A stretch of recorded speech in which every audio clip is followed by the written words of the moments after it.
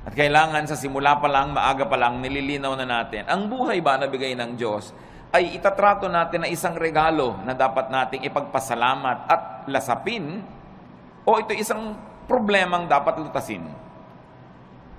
With that kind of mentality, you will already be standing on one side of the fence if you were going to be restful or anxious in life. John 16:33, Jesus says, I have told you this so that you might have peace in your hearts because of me. While you are in the world, you will have to suffer. But cheer up, I have defeated the world. Napaka-relevant po sa buhay natin mga kapatid, itong mga verses na ito. Kasi namin ng Panginoon, sinasabi ko sa inyo na dahil sa akin, pwede kayong magkaroon ng kapayapaan.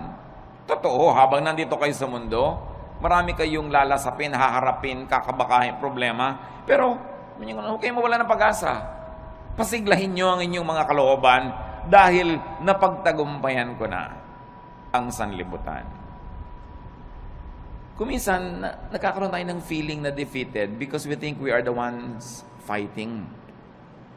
But the Lord is our champion. Nabuhay siya at namatay para sa atin. Ang lahat ng tagumpay ng Panginoon ay tagumpay natin. At siya'y walang kabiguan. Maging ang kamatayan na hindi nagtagumpay na siya'y hawakan ng matagal at siya'y nabuhay na muli, isang pangako na ang lahat ng sumasa kanya ay mabubuhay ding muli. Kasi sabi niya, alam nyo, kaya lumalaki ang problema nyo, pinapalaki nyo. Kaya bumibigat ang kalooban nyo, pinapabigat nyo. Totoo, kung magiging makasanlibutan lang kayo at mag-iisip lang kayo bilang mga karaniwang tao, talagang marami kayong dapat ikatakot at hindi kayo mapapahinga. Pero bakit nyo gagawin yung matakot? Samantalang napagtagumpayan ko na ang lahat. That in Christ we have our victory. That even in our personal performance, we might fail every now and then, but it is not our performance that counts, but the performance of the Lord. Hindi yung kulang sa atin ang binibilang, kundi yung kapupunan na ibinibigay ni Jesus. Hindi yung ating karumihan, kundi yung paglilinis ng kanyang dugo. Hindi yung ating mga kamalian, kundi yung kanyang pagiging tama. Ang siyang ibinibigay at ibinibihis sa atin, kaya marapat lang na atin itong unawain. Life is indeed a gift to be enjoyed and shared. Like love, enjoyment and happiness is like a handful of sand. Yun pong buhangin, pag hinawakan nyo lang ng nakarelax ang kamay nyo, andyan lang. Pero subukan yung sobrang diinan ng hawak, sikipan, dumudula sa pagitan ng mga daliri natin yung buhangin at natatapong lahat. When you hold too tightly, sand slips through your fingers. And happiness is like that. Enjoyment, like love, is like that. Pag sobrang mong hinigpitan, nawawala. Dapat relax ka lang. Relaxing and knowing how to relax could be a great tool of survival in this age of stress. Marami talagang stress ngayon. Pati nga inumin mong tubig, binabayaran na, binibili, nung araw naman hindi. Maraming gastos ngayon na dati hindi naman gastos. Yung load, ang laki-laki ng pera mong napupunta sa load, dati naman hindi ginagastahan yan eh. Marami talaga. Pero marami ring blessing na available. Kita nyo naman, nagsusurvive ang lahat. Life is even better. So how to rest and relax, or how to live really, is our topic. And how do you do that? Do not hurt yourself. Marami pong mga tao nasasaktan, kaya lang hindi nila alam sila ang nananakit sa sarili nila. Kaya kailangan matanggal yung takip ng ating mata at mabunyag yung katotohanan na madalas tayo ang may likha ng mga nananakit sa ating sarili. You've got to identify and define your self-inflicted pains. Parang yung nagpepenitensya, siya ang nag-ahampas sa sarili niya. Siya ang nagsusugat at nagsasakit sa sarili niya. Marami mga tao ganun ang ginagawa nila sa buhay. Although, hindi kasi tayo laging conscious. Ano-ano po ang mga self-inflicted pains? Kasi kung meron kang tatanungin, gusto mo bang saktan ang sarili mo? Ang sagot natin, siyempre hindi. Ba't ko sasaktan ang sarili ko? Gusto mo bang lagyan ng asido ang loob ng puso mo? Ba't ko lalagyan? Puso ko yun. Gusto mo bang pahirapan ang sarili mo? Of course, I will not do that. But the truth is, many of us do it. Ano po yung mga pahirap na tayo rin ang may likha? Jealousy. covetousness, and greed. They hurt. Napakalaki ng sugat, hirap, pasanin na ibinibigay sa atin kung tayo ay nagsiselos, naghahangad ng hindi atin, naiinggit, o nagiging sakim. Oras na meron kayong kinakainggitan, pinagseselosan, hinahangad na hindi naman ninyo, pinapahirap nyo inyong loob. Yung merong mana ang kapatid mo, gusto mo maging sayo rin? Yung merong magandang damit ang iyong kapwa, imbes na matuwa ka at maganda yung nakikita mo, maiinggit ka pa? Yung hindi na sayo, pinipilit mo pang maging sayo, gagawa ka ng mga tricks, gagawa ka ng mga kasinungalingan, para maging sayo yon. Ang hirap mag-maintain ng kasinungalingan. Ang hirap gumawa ng mga tricks. Ang hirap maging parang gagamba na gumagawa ka ng sapot para yung dumadaang mga lamok biglang mahuli at kakainin mo na siya. But if you are greedy in life, if you're ruled by greed, you will never relax. Because you're forever inventing schemes. Gagawa ka ng mga paraan kung paano maging iyo ang hindi iyo. Kung paano aagawan yung mga tunay na mga may-ari. Kung paano sisiraan yung ating mga kinakainggitan. Self-inflicted pain yan. At gaano karami sa inyong high blood pressure, gaano karami sa mga cancer ng katawan natin na nagmula sa sobrang pahirap natin dahil pinapahirapan natin ang sarili. Dapat tulog ka na, hindi ka patulog. Dapat payapa ka, hindi ka payapa. Dapat nag-e-enjoy ka, naiinis ka, naiinggit. You harm your body. At pagpatuloy natin ginagawa yon, yung mga maliliit na mga laso na yun na iniipon natin sa ating katawan, nagiging sakit. Ang tatamaan yung mga pinakamahinang parts of your body, so doon magmamanifest yung mga sakit. Pero ang totoo nyo, nagsisimula sa isip mo yan. Nagsisimula sa iyong espiritu. Kaya sinasabi nga, mind over matter. Halimbawa yung mga taong sobrang magsikap, talagang nagpapakamatay, nagkakandara pa para laging panalo, para laging mas maganda ang gawa niya, mas mataas ang score niya, mas kahanga-hanga ang kanyang performance. Gaano karami doon ang dahil lang sa inggit? Sabi sa Ecclesiastes 4:4, "Then I realized that we work and do wonderful things just because we are jealous of others. This makes no more sense than chasing the wind." Si Solomon nagsasabi na pagtanto ko na ang dami nating ginagawang kadakilaan, ginagawa lang natin dahil inggit tayo sa iba. At gusto nating maging mas dakila tayo. Halimbawa, although hindi ko naman talaga alam ang intensyon ng mga gumawa nung malaking pinakamataas na building sa Dubai. Ang taas ng building para lang masabing nasa kanila yung highest building in the world. But what is the context of a tall building? For instance, in Manhattan, in New York. Kasi wala nang space, itataas ba na itataas yung building mo? Kasi wala nang space. Pero sa Dubai, na ang lapad-lapad ng disyerto, na kahit ihiga mo yung building, ang haba-haba, everything is first floor, ang ginhawa sa lahat, pwede dahil may space, ba't mo tataasan para ka lang maging tallest building in the world? O ano nangyari sa kalagitnaan ng proyekto, bumagsak ang ekonomiya. So ngayon, kinailangang iligtas sila ng kabilang state para matuloy yung project, napalitan yung pangalan. So, ano pa ang mga pinagagagawa natin? Halimbawa, yung mga estudyante, bakit marami sa mga magulang tinutulak ang anak na tumaas ang grade? Dahil gusto ba nating tumalino siya? O dahil gusto lang nating matalo niya yung isang kakompetensya sa grade? Bakit kailangan ang laki-laki ng TV mo? Ang liit ng bahay, lampas na yung TV sa dingding, nakikita na ng kapitbahay yung gilid. Bakit kailangan? Kasi malaki yung TV ni Kumare. Bakit kailangan mas malaki ang hikaw mo? Dahil ba talagang yung tenga mo, kailangan niyang paglambitin ng mga mabibigat na hikaw? O, mayroon kang kakompetensya. Bakit kailangan mas maliit ang baywang mo? Marami tayong ginagawa mga kapatid, pahirap sa sarili just because we're competing with other people. So sabi ni Solomon, vanity, meaningless. Isang pagpapahirap sa sarili na hindi kailangan. Isa pa bang pagpapahirap natin, fatigue. Fatigue hurts. Too much work is painful. Ang dami mga tao sobrang magtrabaho, tapos ang konti lang naman ang nabe-benefit nila doon sa tinatrabaho nila. At the end of the day, sila yung lugi. Sino ang nakinabang? Ang mga kamag-anak nilang batugan. Mga kamag-anak nilang tamad, hindi nag-iisip, saan kaya ako kukuha ng ganitong gagastusin? Ano kaya ang gagawin ko? Pero at the end of the day, nagkakaroon din. Dahil kahit nagger ka, kahit nagagalit ka, bibigyan mo rin. So ikaw si lugi. Kaya lugi sa buhay yung mga OC. Yung mga obsessive-compulsive, linis ka ng linis, sa iba dumi ng dumi. Hindi ko alam hanggang ngayon, hindi pa po ako decided kung tatawagin kong blessing yung mga taong walang pake. Yung may baha, walang pake. Tulog.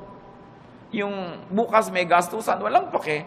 Pero at the end of the day, nabuhay din sila ng 70, 80 years old, masaya pa sila. Kaysa ikaw, worry ka ng worry, isip ka ng isip. At ang nangyayari tuloy, dahil mahilig ka mag-isip, ikaw tuloy ang sasagot sa mga gastusin niya. Kasi ikaw yung responsible. But is that the way to live? Do you want to be like that?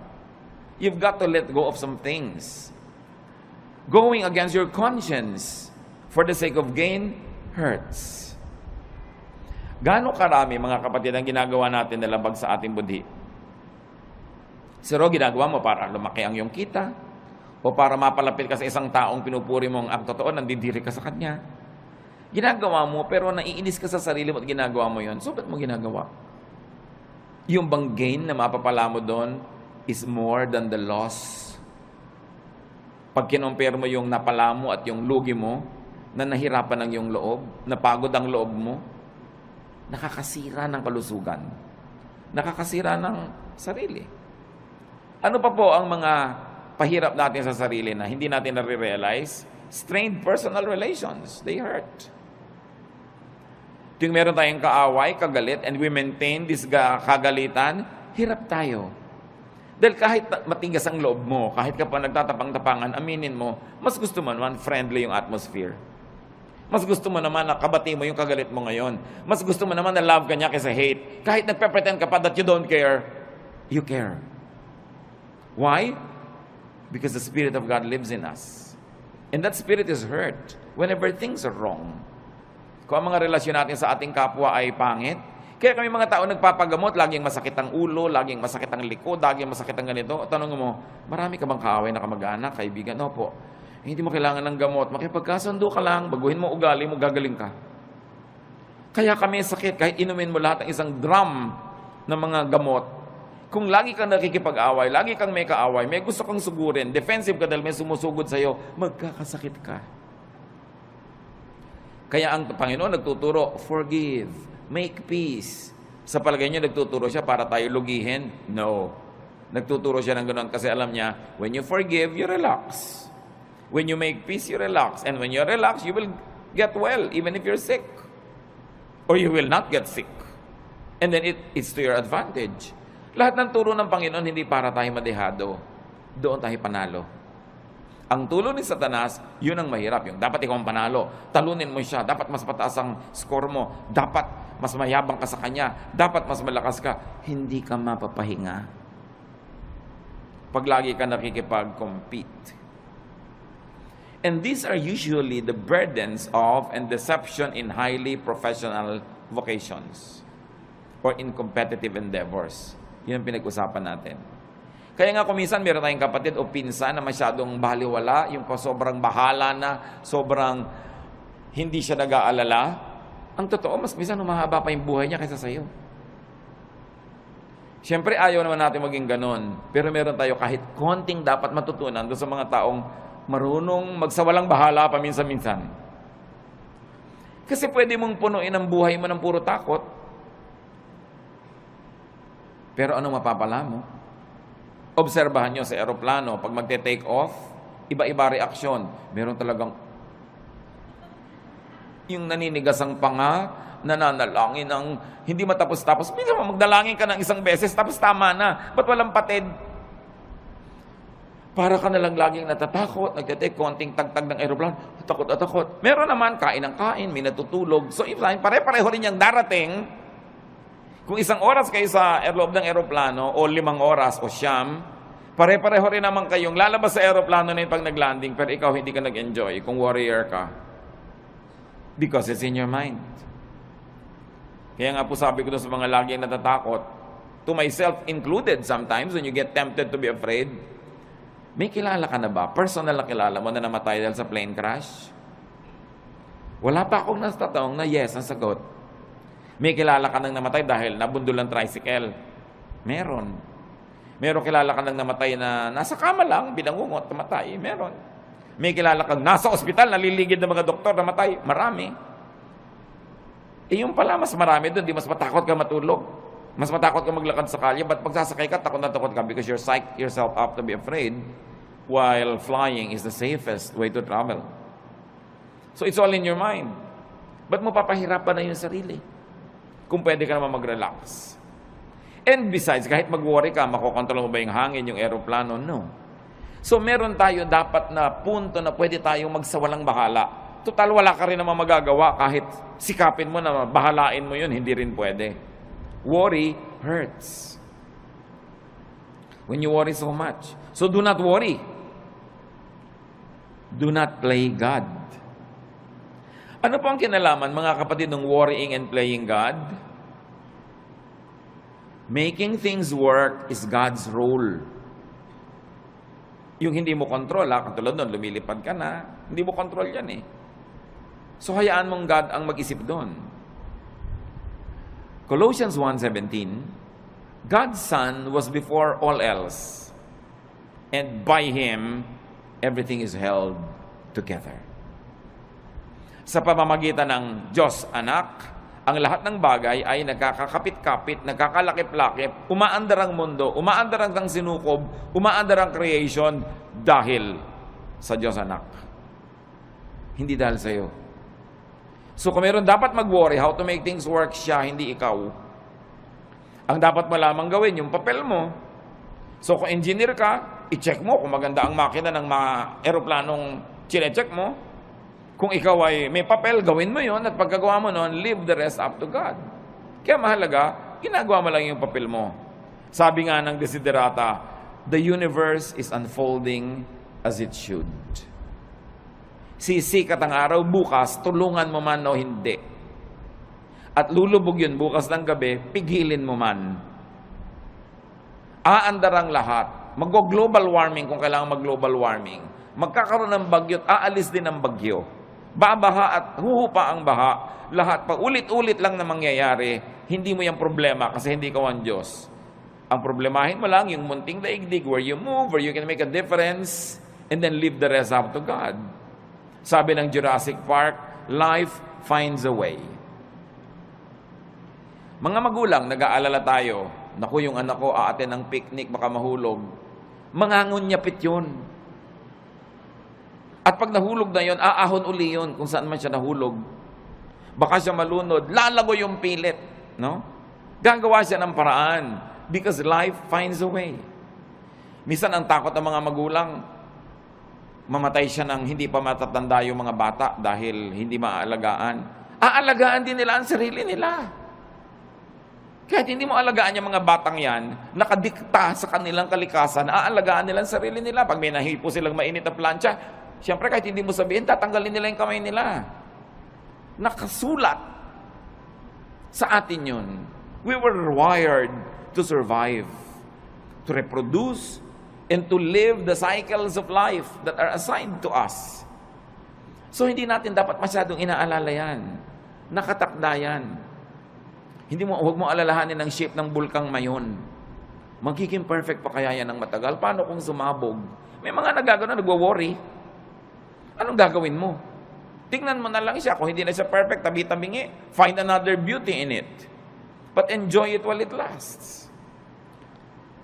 Maybe you have a provider complex, or a protector complex, or a teacher complex, but do it only up to a point. Do not overdo being a provider. Because even if you don't provide for your loved ones, they will find a way to continue living. Even if you don't protect them all the time, God designed them to protect themselves. You don't always have to be the teacher. You don't always have to be the moralizer, the one who says the right thing, because they will also hear it from other sources, aside from they will hear it from their conscience. So don't play God, that's what we mean. Iinom ka ng gamot, inumin mo, manalangin ka, and let it work. Huwag mong alalahanin. Huwag mong buksan yung mga benda ng sugat mo para tingnan mo kung naghihilom na yung sugat mo. Dahil lalo na namang mabubulat-lat, dudugo lang. Let it heal by itself. Just do your part. It's important. Because when you over-worry, you get too tired and fatigue hurts. Pag pagod ang tao, bumababa ang immune system. Madali kang magkasipon, madali kang magkaroon ng mga sakit pag pagod ka kasi bumababa yung panglaban ng katawan mo sa mga invaders. Kaya dapat nagpapahinga.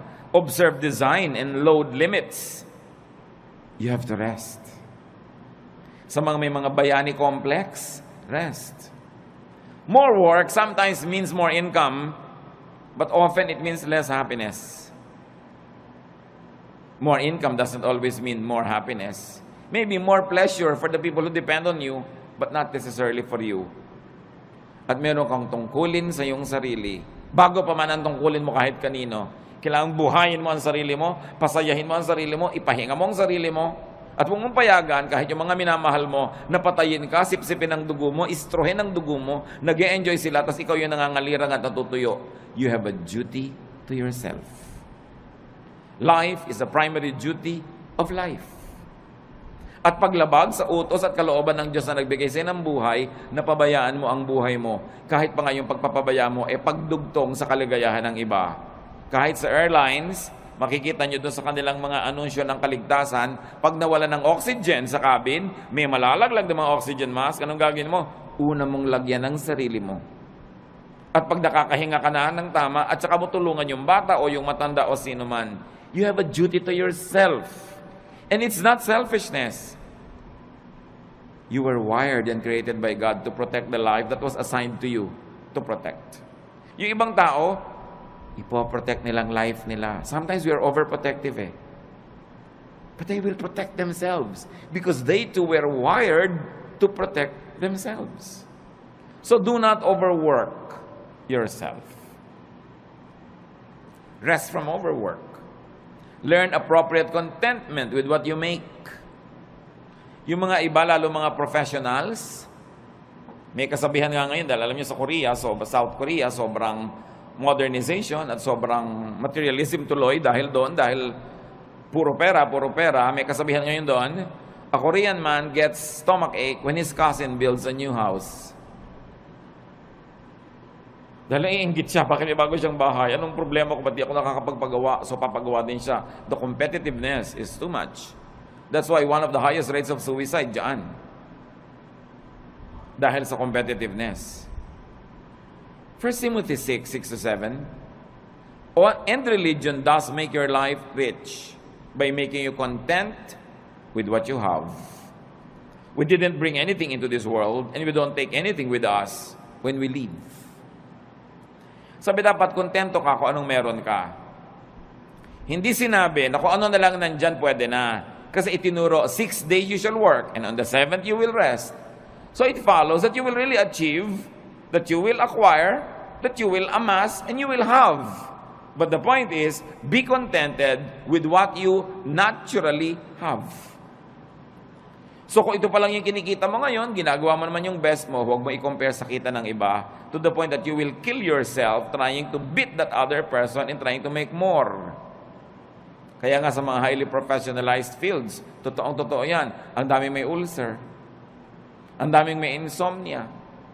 So they squander their youth trying to make money, and when they are old, they use all their money to become healthy again. So mahalaga, iniingatan mo yung katawan mo na may limit ang pwede kong gawin. Hindi ako pwedeng lagi nagpapakabayani, hindi ko laging sosolve ang problema ng daigdig. I will have a healthy level of self-preservation. Do not strain yourself to make now what you should still make tomorrow. Yung kikitain mo pa bukas, huwag nang kitain ngayon. Magpahinga ka naman. At sabi ni Solomon, the more money you make, the more people come to spend it. And don't you find it true? Nung maliit ang kita nyo, hindi kayo pinapansin ng mga tao, so yung maliit na kita nyo, kasya sa inyo. Nung lumaki-laki, biglang naalala na ngayon ng nanay mo na malaki yung kita mo, naalala ng kapatid mo, naalala ng pinsan mo, heto na ngayon nakadaing sa'yo, nakahingi.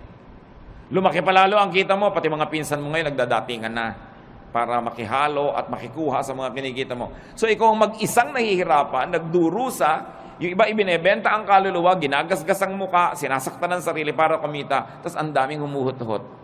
Do you like that? Pag marami kang kinikita, maraming makikiparte. Dadaming kamag-anak mo, maraming tutuntun sa'yo. Hindi naman masama maging matulungin tayo, but making more money at the expense of your health and peace does not always benefit you. Probably it benefits other people. And this is not what you want to happen in your life. Do not strain yourself. Natural lang dapat. At sabi ng Panginoong Jesus, let the day's own trouble be sufficient for the day. Tomorrow will be another day. Another problem with a solution. Do not try to solve the problems of tomorrow with today's solution because today's solution is only for today's problem. Parang yun ding pera mo, for today lang yun, so spend it. So, paano bukas? Tomorrow, you will earn again, and you will spend for tomorrow. But when you spend your income now for what you will still have to spend on today and tomorrow, kulang. Kaya dapat, hindi rin natin pina-pass forward ang expense. Don't spend more than what you earn. And you should be responsible in handling your money. Kasi, para hindi ka ma-stress. At, para hindi ma-stress ang mga mahal mo sa buhay. Kasi kung minsan, sobra kang relaxed. Kaya namang pala nagkakaganon, ang sobrang nahihirapan, yung kasambahay mo. Magkakapera ka, gagastahin mo sa walang kwenta. Pagdating ng bill ng kuryente, ng tubig, itong kasambahay mo nagbabayad. So, ang pinag-uusapan natin mga kapatid is how to rest and also how to let your loved ones rest. And that happens only when you are responsible. So, responsible enough tayo. Do not be overly competitive, but don't also be overly sacrificing for others. Yung sobrang pagsasakripisyo para sa kapwa, hindi yan turo ni Jesus. Turo lang yan ang simbahan kumisan. Mark 6:31, a very interesting episode in the Lord's ministry.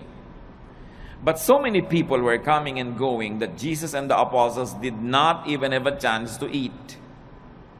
Then Jesus said, let's go to a place where we can be alone and get some rest. Sasabihin ba, very un-Jesus yata? Ang daming tao na kailangan ng pakainin. Ang daming taong kailangan pagalingin. Kailangan ipanalangin. Kailangan i-counsel. Kailangan turuan. Kailangan palayasan ng mga espiritong nakatira sa kanila. Pero pagod na sila. Anong sabi ni Lord? Shh, alik kayo. Tahimik tayo mawala dito. Iwan natin ang mga taong yan. Pumunta tayo sa isang lugar na tahimik na hindi na tayo masusundan. Magpahinga tayo at kumain doon. Do you do that? Mga kapatid, kung minsan, sobra kayong palatulong sa inyong mga kamag-anak at yung asawa niyo naman cooperative. Pero sinasabi niyo ba kung minsan sa asawa mo, huwag muna nating isipin yung mga kapatid mo at kapatid ko. Tayo muna magbakasyon. Dapat ganun. Hindi puro sakripisyo. Yung nakatira ka sa isang bahay na ang ingay-ingay, nakakatulig, kahit sa katumingin may muka, siksikan. Hindi mo ba sabihin sa asawa mong, minsan, mag-motel naman tayong dalawa, honey, para tayong dalawa lang, makapag-salarinan. Dapat mong ginagawa yun. Jesus showed us the way. Don't overkill yourself giving to others. You've got to give yourself time and space to enjoy the blessings of God, even though sometimes lang, once in a while, but you have to do it. Why? Because you cannot give what you do not have. Pag lagi ka ng aburido, wala ka rin namang maibibigay. Kung isang pera lang, pero may kasama pang bunganga. Kasi aburido ka. Minsan nagbabantay ka nga sa pasyente, pero kulang na lang, hulog mo siya sa kama. Kulang na lang, hagisan mo nung juice niya. Kasi pagod na pagod ka nakababantay. So pwede man sabihin, mga kapatid, kayo naman magbantay sa nanay, pagod na ako, mainit na yung ulo ko pati sa kanya. Why? Because we have limits. So wag nating sobrang pagodin din ang kapwa natin. Sa mga families, kumisan unfair eh. Yung nag-aalaga sa magulang, yung isa lang napa-assign, dapat take turns. Para fresh ka. Kung may mga hirap, kailangan you take turns facing the difficulty, hindi lang isa yung naka-assign. Observe your limits and observe your Sabbath. Kaya ang Panginoon, sabi niya, iwan muna natin sila. Kahit mamatay tayo dito, katutulong, hindi pa sila mauubos. So, kailangan magpahinga rin tayo. Dahil, habang mahal ni Jesus, yung mga taong tinutulungan, mahal din niya yung mga manggagawa na kasangkapan para tulungan ang mga yon. So huwag niyong aalaw yung sarili niyo na maging manggagawa lang o ang mahal niyo sa buhay na nagko-cooperate, kayo na lang tapos puro benefit ng iba. You have to learn to set time and space for your own enjoyment. Every day, every week, every month is long enough for you to have that private, pleasurable moment. We all need that to keep our sanity. Para hindi ka mabaliw. Kaya yung nasosobrahan, hindi ba, kinakausap na ang butike, nakikipag-chess na sa anino, at nakikipagtalo kung sinong nanalo. Why? Wala man lang pahinga. Walang relaxation. Another self-inflicted pain is anger. Anger hurts. Gaano karaming kalusugan natin nasisira dahil nagalit tayo o nananatili tayong galit? Tuwing galit ka, nagdurusa ang iyong katawan. So, ang totoo nun, ikaw nagpaparusa sa sarili mo. Kaya yung magagalitin, mga kapatid, huwag na kayo makipag-away. Yun lang sila nagagalit sa inyo, yun na ang parusa sa kanila. Kasi napakalaking parusa sa katawan, sa isip, sa emosyon na magalit. So, contain or avoid anger. And once more, don't play God. Why do I say that? Because anger is the prerogative of the perfect. Dapat yung perfect lang nagagalit. Yung author ng perfect moral law, pag na-break yon, dapat siya magalit. Siya yung author siya yung Diyos. Yung author ng natural law, siya dapat magalit when it's broken. Pero tayo, hindi naman author nakikibasa lang tayo. You are not perfect. You are not the author of morality or life. You are just a fellow creature, a fellow beneficiary and traveler, a fellow seeker, in fact, a fellow sinner. Kaya wala kang karapatang magalit. Isipin niyo mga kapatid, ano mga kinakagalit nyo? Kayo ba, Diyos? Ano mga kinakagalit natin? Perfect ba tayo? So may imperfection yung tao, pero perfect ka ba?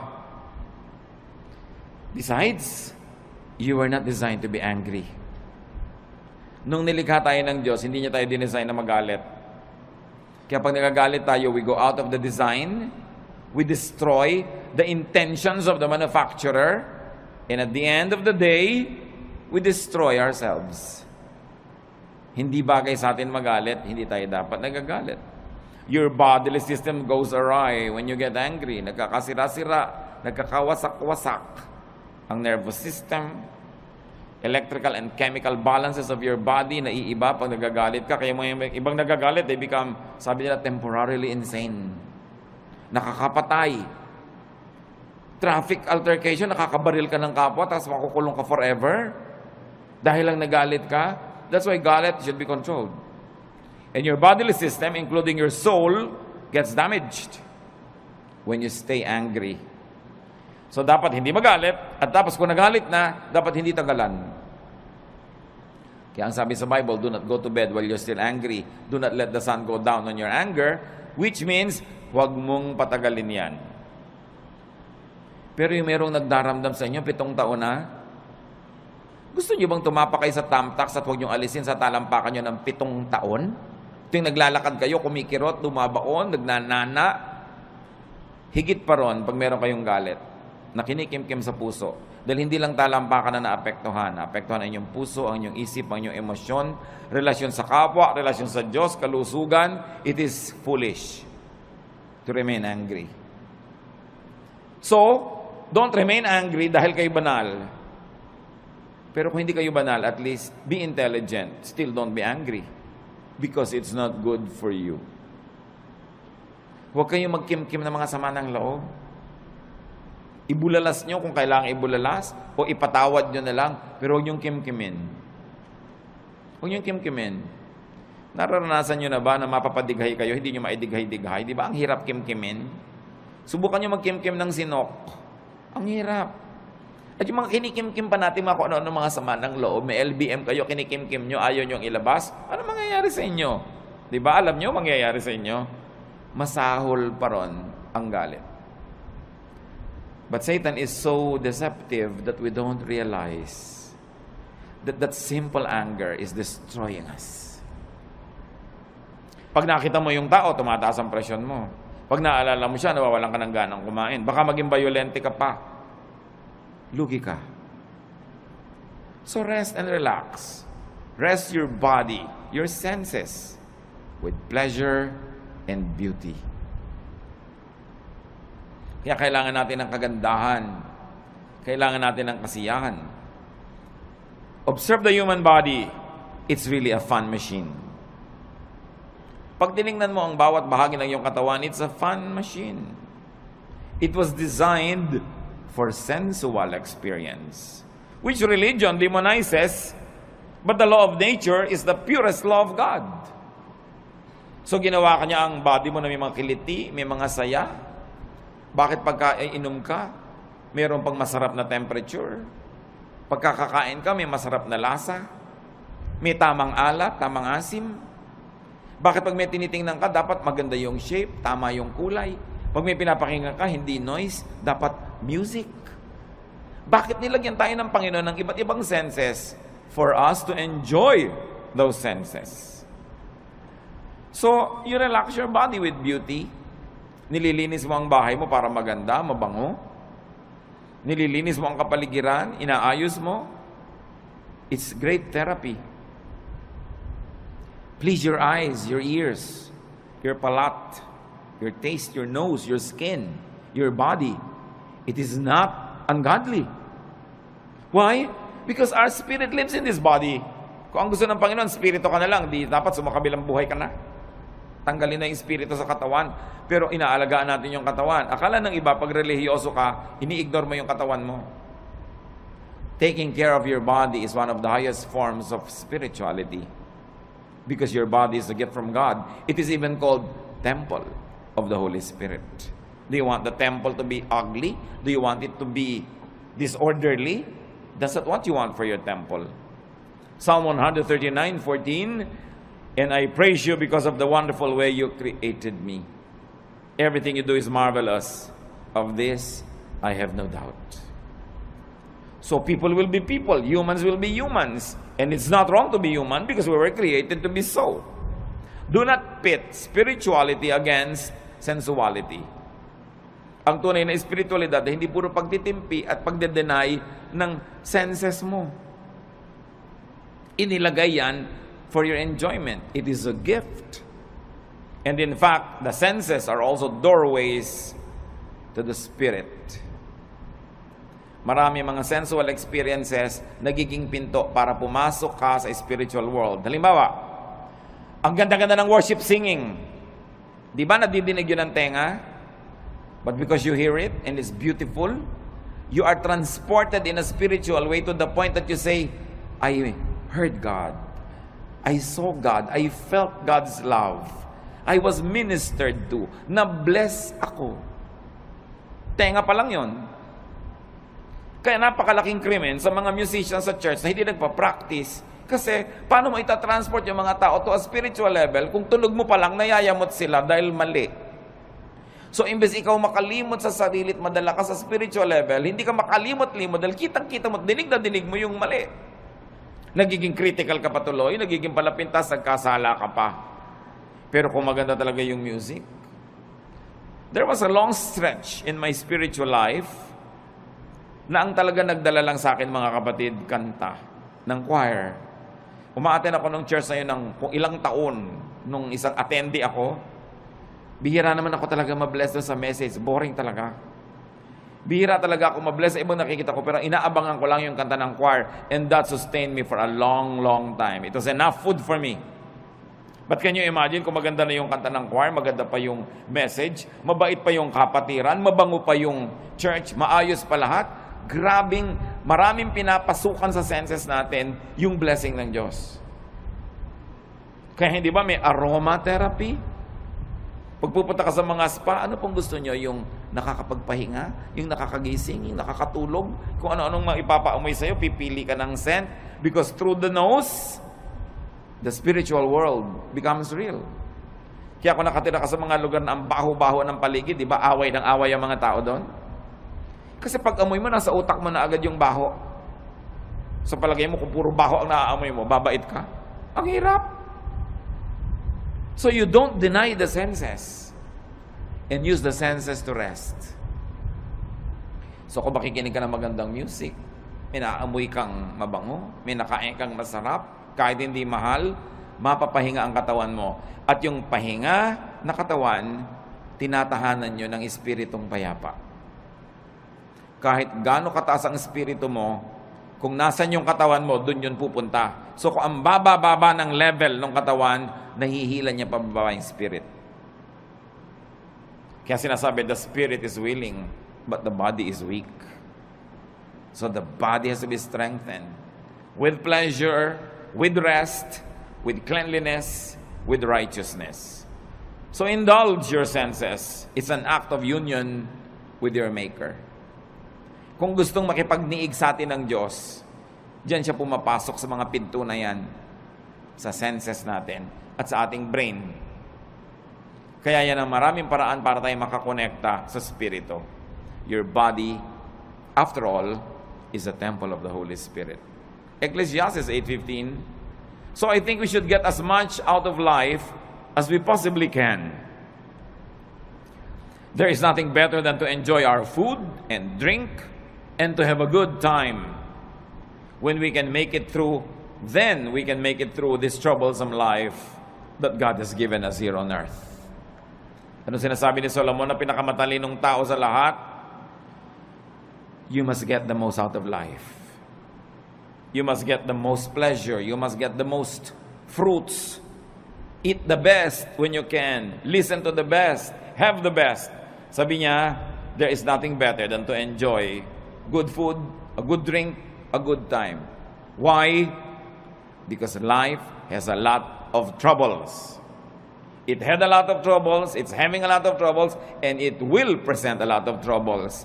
Iba na yung pinatatag ka na ng napakaraming magagandang karanasan, pampatibay sa'yo, pagka ikaw ngayon ay pinupukol, binabato, itinutulak, ginigiba ng mga pangit na karanasan, meron kang pagkukunan sa iyong alaala ng mga masasarap na mga kanaalaala, payapang mga moments in your life, and it will strengthen you.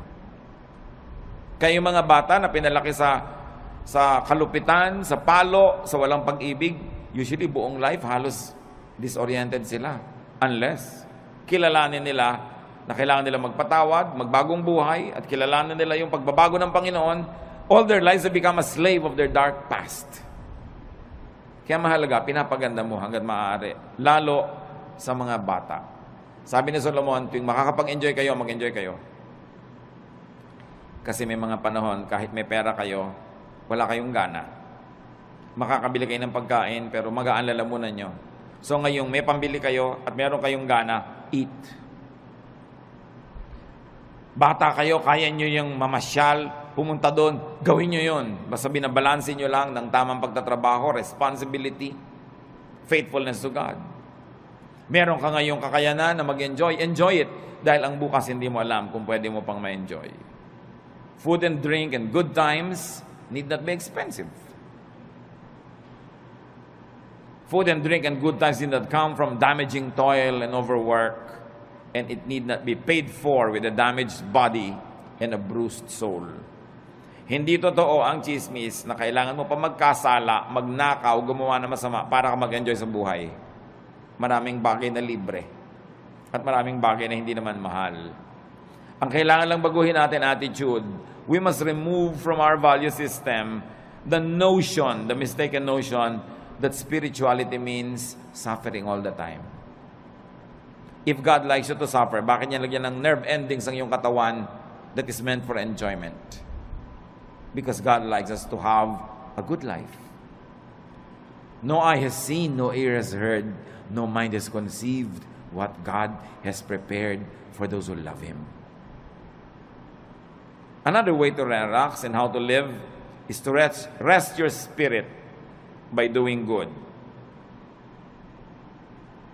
Ephesians 2:10, we are God's workmanship, created in Christ Jesus to do good works, which God prepared in advance for us to do.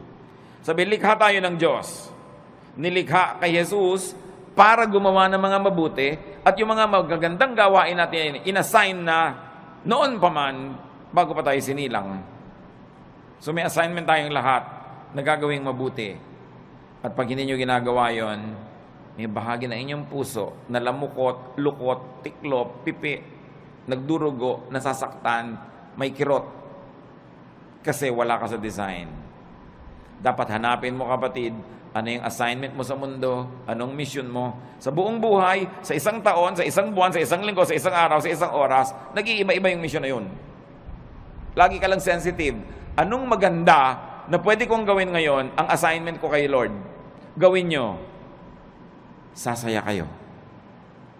Basta ginagawa nyo ang kalooban ng Panginoon, may pera kayo't wala, malusog kayo't hindi, nag-iisa kayo o may kasama, may malalim kayong saya na tinatawag sa English na joy. It is not dependent on outward events. It is there in your spirit. Pero, pag alam na alam nyo kung ano yung mabuti nyong dapat gawin, tapos maang-maangan kayo, in-ignore nyo, di nyo ginawa, kahit may pleasure kayo, kahit may pera, kahit maganda yung kapaligiran, may nagluluksa sa inyong kalooban na hindi nyo pwedeng itanggi at itatwa. So, ang pinakamabuti sa tao, maging totoo sa espiritu, maging totoo sa sarili. Be in character, be true to form. You were not an accident. You were created before the foundations of the world by God's will. Hinintay lamang na lumabas ka sa panahon at sa lugar, pero meron ang kalooban ng Diyos para sa iyo at may assignment ka na. Dapat yung gawin, dapat yung hanapin. Pag hindi mo ginagawa yon, may pera ka man, mataas man ang iyong kalagayan, sikat ka man, may kulang. Parang naglalakad kang merong bato sa loob ng sapatos mo na natatapakan mo, hindi masaya, hindi masarap. Psalm 62:1, my soul finds rest in God alone. My salvation comes from Him.